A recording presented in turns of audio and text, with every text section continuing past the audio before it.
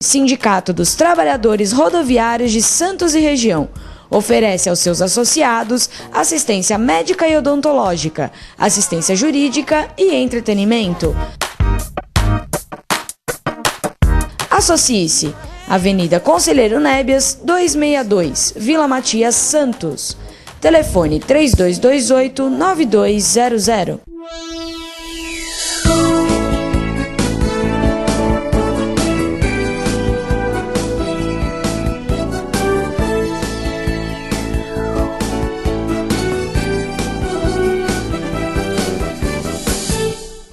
Alô, Baixada Santista, Sem Reação chegando pela sua TV Com, canal 11 da NET, falando para Santos, São Vicente e Praia Grande, e também pela TV Unisantos, UHF 40 para toda a Baixada Santista.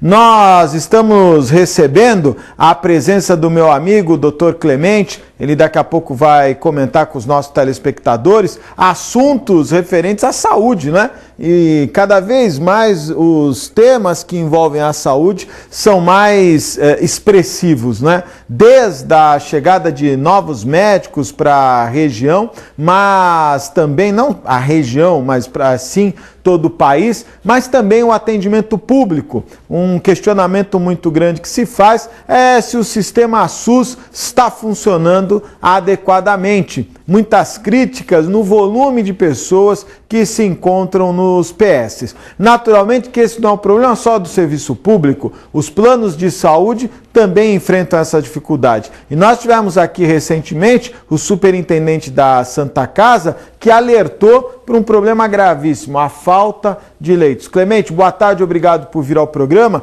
Você, não sei se você sabe, mas a Santa Casa, ela está operando no seu limite técnico, quase que 85% dos leitos ocupados, o que, de acordo com o próprio Erimar, é um número muito próximo do perigoso. Boa tarde, obrigado por participar do programa.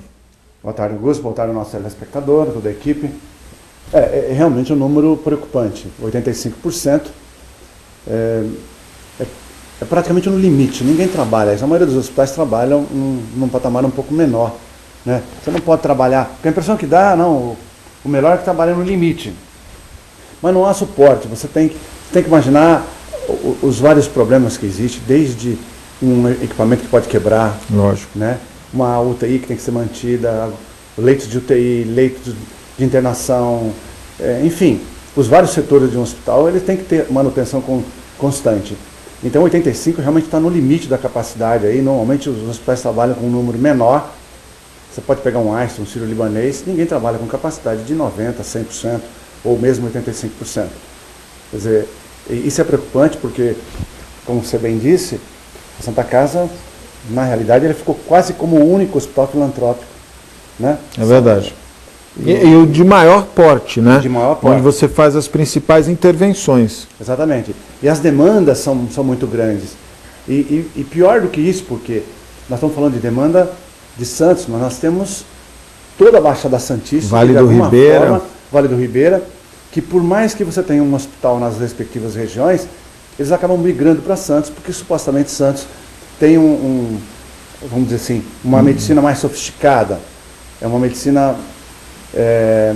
Está à frente desses municípios. Está à frente, né? Realmente, tem equipamentos melhores, você tem uma infraestrutura melhor. Agora, deixa eu te interromper. Eu até comentei isso com ele. O que me chama a atenção é a falta de investimento, não só a parte do governo, mas também da iniciativa privada, né? Ele estava me dizendo que a expectativa de investimento por um novo hospital, a Santa Casa tem a intenção de construir, já tem até a área, não é? Mas precisa construir um novo empreendimento, gira em torno de 200 milhões. A Unimed também já tem a área, está tentando construir um hospital, enfrenta dificuldades porque não há recursos, né?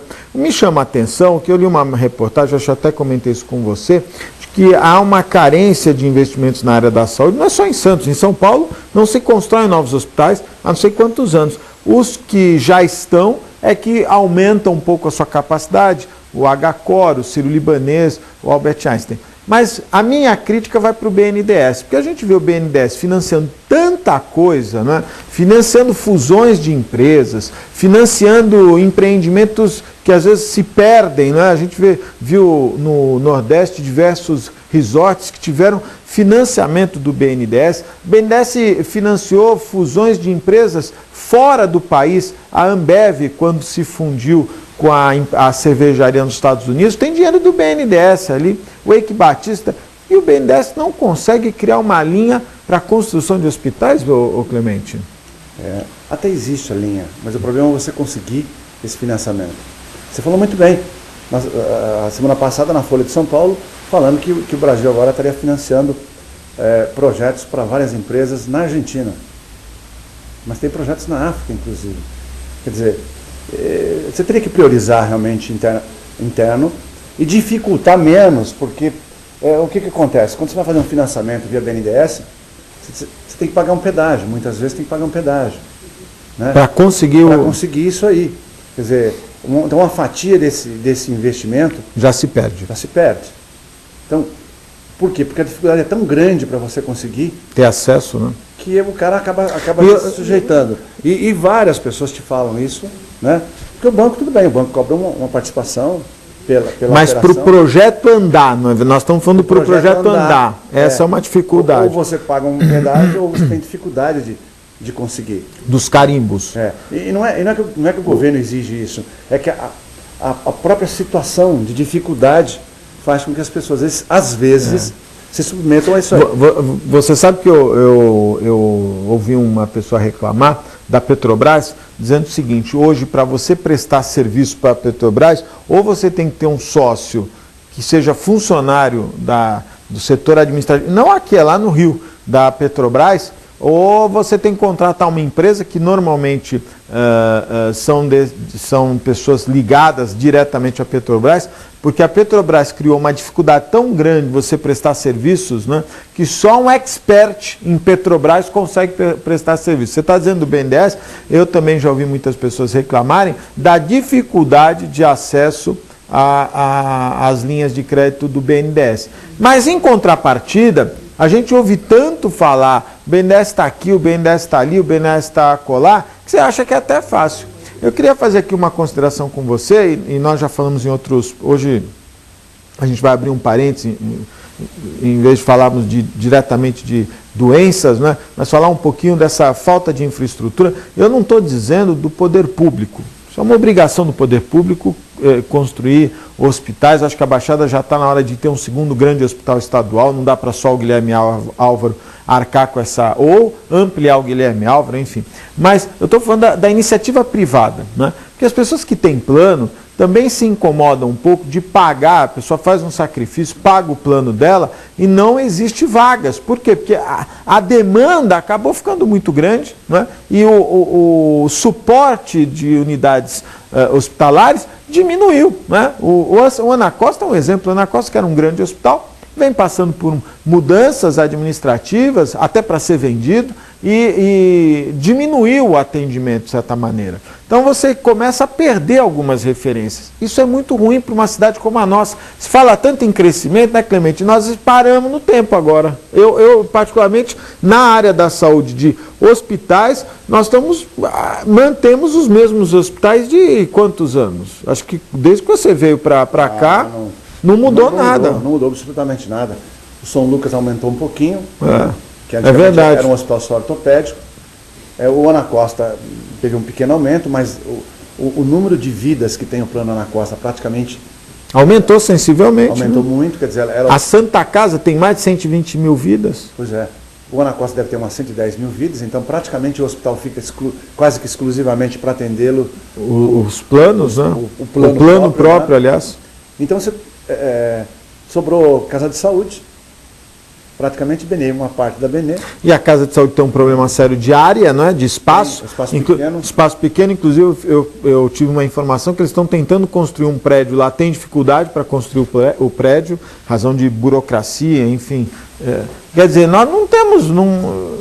eu acho que vai ser difícil.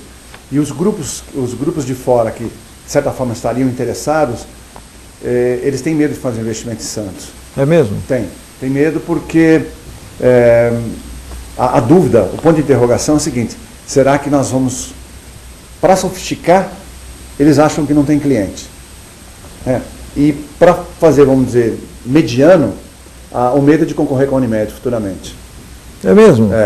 Vamos dizer, a Unimed colocando no seu hospital, sim, ela praticamente não enviaria mais para outros hospitais. Então, aí o cara faz um ponto de interrogação. Então, eu estou falando isso porque várias pessoas do meu hall de amizades que tem relação com a saúde já falaram, olha, existe um grupo português, existe um grupo espanhol, ou até o grupo de São Paulo, que está estudando aqui tudo, uma área específica, assim, mas acaba ficando no papel. Não caminha. Não caminha, por quê? O grande plano de saúde que tem aqui é Santa Casa, ela tem um hospital próprio. O outro grande plano de saúde é o Ana Costa, ele tem um plano de saúde próprio. Tem um hospital próprio. O outro grande plano é a Unimed, que tem um terreno para fazer o seu hospital. Então, praticamente, você ficaria com a diferença. Mas a Unimed, desculpa te interromper, a Unimed está com essa dificuldade de vagas, né? Semana passada, eu acompanhei um caso de uma associada da Unimed, e que eles estavam tentando arrumar uma vaga em São Bernardo, porque aqui na Baixada não tinha vagas. Eles precisam de um hospital. Até pelo tamanho do plano, eles precisam de um hospital. Também não conseguem construir. Hoje está muito complicado, porque os planos estão num nível relativamente baixo. Ela é cara para quem paga. Mas é muito pouco para quem administra. Muito pouco para quem administra. Isso é verdade. A gente tem noção dessa dificuldade. Você vê... O certo não seria como nos Estados Unidos? O certo não é mais uma ideia. Nos Estados Unidos você faz um seguro. Olha, esse ano eu vou me programar para gastar 100 mil reais. E aí você faz um seguro no início do ano para, se tiver alguma emergência, uma cirurgia, enfim, você vai gastar 100 mil reais. O que você gastar fora disso, você paga do seu bolso. Mas você tem aquela... É como seguro de um carro, vamos dizer assim, a grosso modo. Esse sistema talvez não fosse mais, ou não? Não, o seguro-saúde é perfeito. Por exemplo, o sistema americano funciona e funciona muito bem. Mas o problema é implantar isso no Brasil. Porque a ANS, ela a cada momento, ela muda as regras do jogo. Aí não dá. Não dá. Então, vamos dizer, a pessoa contrata um sistema lá, um plano X lá, que tem tais benefícios. Depois que no caso, qualquer que seja a empresa que atendeu essa pessoa, lá no meio do caminho ela fala, não, mas você tem que cobrir também tal coisa e tal coisa. E isso não foi, a pessoa não pagou para isso. A pessoa não pagou para isso. Mas ela vai entrar na justiça e o juiz dá ganho de causa para ela. Então, mas isso está encarecendo para o plano de saúde. E nós que estamos pagando, porque o plano não vai arcar com esse prejuízo, ele acaba repassando de alguma maneira. De alguma forma. Mas você vê, mas isso atrapalha, porque os planos não conseguem estabelecer uma meta. Fala, não, ele consegue trabalhar dessa forma hoje. Mas se você quer uma cobertura maior, nos Estados Unidos você tem que pagar por ela. Você paga a parte, lógico. Lá é detalhado. Cada coisa que você quiser contratar, tem um X. Você modula o seu plano. Aqui não, você modula, aí ele está te cobrando um valor X pela mensalidade, aí o governo acrescenta alguma coisa que aquele continue atendendo pelo menos o valor. O plano não consegue. Né? A gente está falando isso com muita vontade, porque a gente está praticamente dentro da Unimed aqui, e você vê as dificuldades que tem, porque alguém entra lá com uma medicação que custa 5 mil reais, se não previa lá, mas a Unimed tem que custear. Ele está falando da Unimed, vale para outros planos, ou Ana Costa, ou outro plano. Qualquer plano, porque na verdade o plano administra um recurso, né? Exatamente. Se ele começa a gastar mais do que ele arrecada na proporção, né? Então fica inviável. E tem isso, tem doenças aí que o cara gasta 300 mil reais porque é uma medicação nova que apareceu lá e o cara tem que usar durante um ano. Só que esse dinheiro já vai dar um rombo nas contas. Então ela não consegue ter um caixa para, talvez até para gerir o restante do plano, que dirá montar um hospital. Você vai me permitir, eu vou contar aqui um fato que aconteceu comigo em 2008. A Fernanda estava fazendo tratamento de câncer e a médica, a doutora Sueli Monterroso, ela prescreveu um protocolo para quimioterapia, um protocolo específico, onde tinha uma medicação específica. Quando ela foi fazer a quimioterapia, o plano não cobria alguns daqueles medicamentos, ele não cobria aquele medicamento, cobria um genérico, ou um similar, vamos dizer. E eu preocupado em atender aquele protocolo, Eu cheguei onde a Fernanda foi fazer a quimioterapia e disse assim, quanto custa para... Eu quero que ela, né, a gente se esforce e tem condições de trabalhar, eu quero pagar aqui para... E ela acabou fazendo aquele protocolo. E algumas pessoas disseram, mas você tem que entrar na justiça. Eu falei, olha, eu vou gastar. Não que eu não esteja recomendando ninguém a entrar na justiça, estou dizendo o que eu pensei naquele momento. Eu tenho que arrumar um advogado, né? Bom. Temos que arrumar um advogado bom. Você tem que entrar com uma ação, conseguir uma liminar que lá na frente pode ter uma questão positiva ou não, vai ser discutido, né? E às vezes aquela... E aí eu fiz uma comparação do que tudo que a Fernanda já tinha utilizado, né? Eu acho que não cobria o tempo que ela pagou de plano, né? Então, no meu caso, muito pontual, muito específico, e não recomendo para ninguém fazer isso, mas no meu caso, muito pontual, muito específico, eu achei por bem ter uma relação harmoniosa com o plano, porque eu sabia que eu ia ainda continuar precisando do plano por mais tempo, né? O que pode ser feito? Olha, vamos conversar, parcelar, pagar, enfim. Acho que essa relação, eu acho que é a melhor. O que eu estou vendo é que está se colocando, o cliente acha que, isso eu digo com a maior tranquilidade, sei que tem gente que não vai gostar, mas muitas pessoas acham que pagaram um ano, R$50 por mês, né, e acham que a qualquer momento podem ter uma indenização de 100, 150 mil. Essa conta nunca vai fechar, a não ser que o poder público banque, né, o que não é o caso. Que as pessoas enfrentam dificuldades para cirurgias de emergência, imagina outras coisas, não é verdade?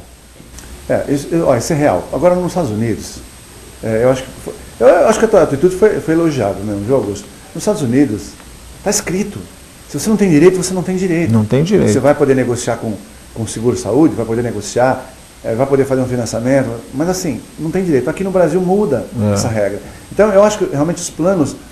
Muitos estão em dificuldade hoje porque realmente essas regras mudam no meio do caminho. E vão pegando... E olha, nós tivemos uma quebradeira de planos aí e o governo teve que interferir, aí me recordou aquele projeto ProER, lembra dos bancos? Lembro.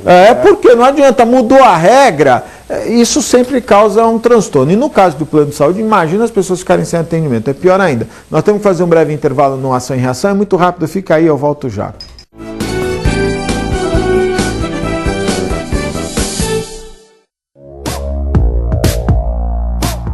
Sindicato dos Trabalhadores Municipais de Praia Grande, há mais de 20 anos levando aos seus associados planos de saúde e convênios, assistência odontológica e jurídica, curso de capacitação e outros benefícios, dando aos servidores melhores condições de trabalho e qualidade de vida.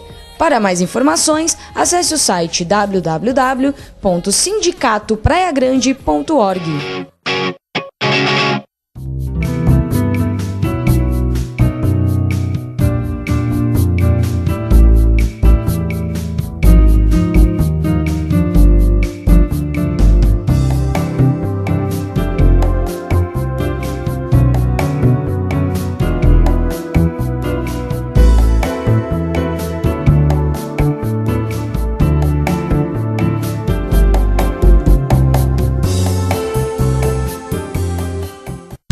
Com o objetivo de atender cada vez melhor, o Plano de Saúde Santa Casa oferece a você e a sua família uma ampla rede de atendimento em Santos, São Vicente, Praia Grande, Cubatão e Guarujá. Além de contar com a melhor equipe médica e multiprofissional do litoral paulista. Plano de Saúde Santa Casa de Santos. O melhor atendimento em plano de saúde. 3226-6200.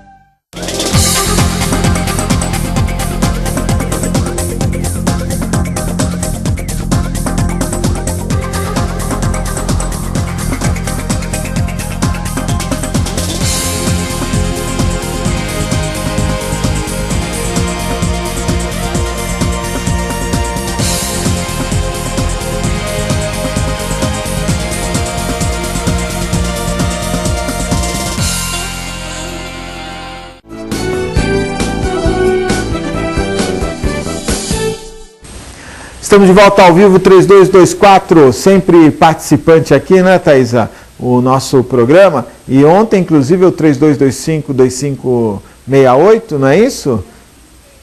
Ah, é 3225-6538, ligou. Eu atendi um telespectador que estava querendo participar, mas já tinha terminado o programa. Mas a participação sempre importante, lembrando que nós estamos sendo transmitidos pela TV Com, canal 11 da NET, para Santos, São Vicente, Praia Grande, e também pela TV Unisantos, o HF40, para toda a Baixada Santista. Quero mandar um abraço aqui, meu amigo Fábio Garibe da Usan, 32288000, 32288000, ele que agora vai jogar no time principal de Jabaquara, o Manolo escalou, vai jogar de ponta de lança, grande, dizem que ele vai ser até, bom, preparo físico ele tem já, grande Fábio Garibe, novo ponta de lança, nova contratação do Jabaquara. Mandar um abraço também aos meus amigos do restaurante Boqueirão Express Grill, o Alobo Viana 89, lá do da Unisanta, em frente ao Supercentro Boqueirão. Restaurante Boqueirão Express Grill. E mandar aqui um abraço ao meu amigo do Incatep, corintiano fanático, o João do Incatep, ele que é o único curso referendado pela Marinha na qualificação e capacitação da mão de obra portuária. Incatep, o primeiro e verdadeiro centro de excelência portuária. E nós estamos com a presença do Dr. Clemente, hoje falando um pouco mais de administração hospitalar, administração de saúde, que inclusive a saúde cresceu muito, né, Clemente, em outras áreas. Antigamente você falava no hospital, você imaginava no enfermeiro e no médico. Hoje não, você tem administração hospitalar, vários departamentos para gerir e até de forma criteriosa o atendimento médico. Não, Aliás, eu fiz administração hospitalar também. Ah, você fez administração hospitalar? Após a medicina, naturalmente. Medicina, Fiz medicina fiz administração hospitalar na São Camilo, São Paulo. Colaborou dentro da multimagem? Ajuda muito, Augusto. Acho assim, a visão que você tem é muito diferente do que a visão convencional, né? Porque um hospital, você tem vários centros dentro desse hospital, né? Desde a cozinha, a lavanderia, não é só a enfermaria, a hotelaria, né? Em si e tal. Então eu acho que isso dá uma visão bastante boa e isso me ajudou a gerir as minhas coisas pessoais, né? Eu acho super importante. A administração hoje é fundamental dentro de um hospital. Se você compra mal, custo alto, né? Isso eu estou falando, vamos dizer, medicação. Se comprar mais que deve, também. Ou seja, você tem que ter um controle muito importante de todos esses gastos para que você fique no mercado hoje. O mercado é muito competitivo. Ele é carente, como você chamou bem a atenção, nós estamos com falta de leitos, ou seja, de um bom número de vagas, mas ao mesmo tempo é preciso você ter um controle muito grande sobre isso, porque o custo da medicação aumentou muito, o custo trabalhista aumentou bastante e o custo de insumos, então, disparou, e especialmente quando o dólar aumenta, que é o caso hoje, o dólar está dando uma subida. Uma subidinha, acaba refletindo. Fechou a 2,14, por exemplo. Aí você comprava uma medicação importada, tipo um contraste, por exemplo. Você pagava X, hoje você paga X mais 20%. Lógico. Então você tem que controlar esses custos. E não hoje os insumos da parte de exames ainda tem base americana, ou Clemente, ou não? Tudo dolarizado. Tudo dolarizado. Então, contraste, filme, todo esse tipo de coisa. Ou os insumos que você usa, por exemplo, em medicina nuclear, todos aqueles contrastes, todos, né? Os fármacos, tudo é dolarizado. Dólar mudou, o cara compra não tem jeito. Você não tem jeito. Então, tanto é que o governo está atuando no sentido de tentar minimizar esse impacto de fazer o dólar cair. E a oposição está batendo dizendo que é a volta da inflação, Clemente. E volta? Não, estão dizendo que esse aumento do dólar seria uma volta da inflação camuflada. Não tem como. Se o dólar subir, você não segura, porque você... Impressionante como tem o poder, relação, né? Uma relação impressionante, intrínseca. E aí tudo que você compra, o governo quer ter, vamos dizer, um controle sobre a economia, ele não consegue porque você vai fazer importação, tudo é mais caro, né? E não tem como. Aí o cara vai lá e sobe, o hospital sobe a diária, ele vai cobrar mais porque ele vai repassar. Os hospitais particulares vão repassar esse custo de alguma forma, por convênio ou por particular.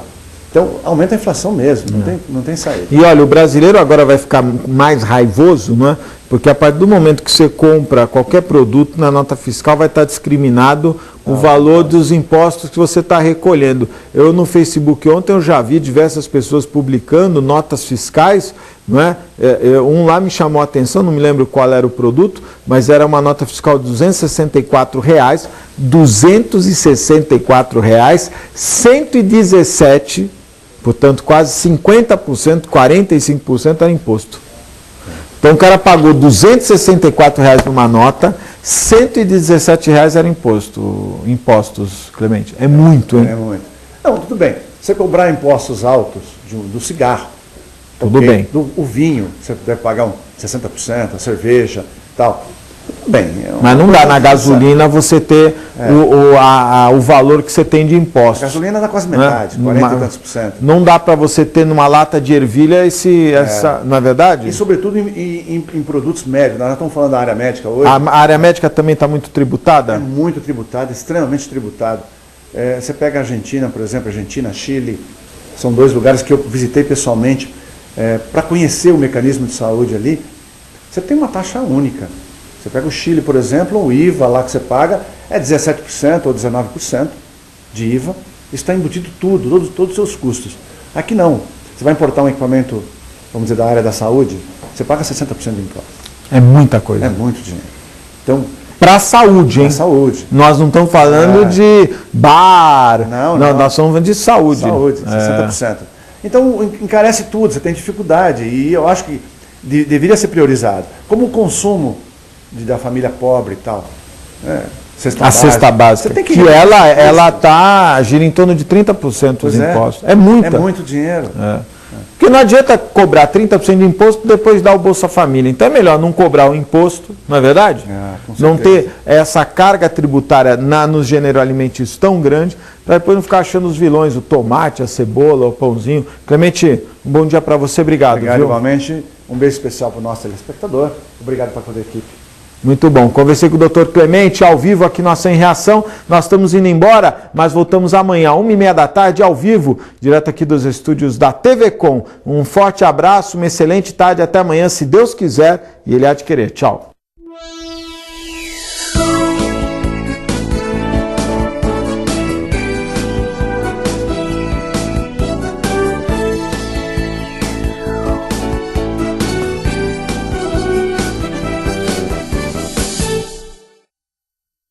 Santos é uma cidade linda para morar e ótima para investir.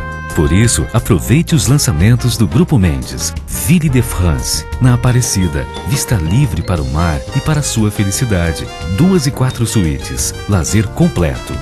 Terrazas Residence, na Ponta da Praia. O projeto perfeito no bairro ideal. 2 e 3 suítes e um lazer surpreendente. Lançamentos Grupo Mendes. Sua melhor escolha para morar e investir.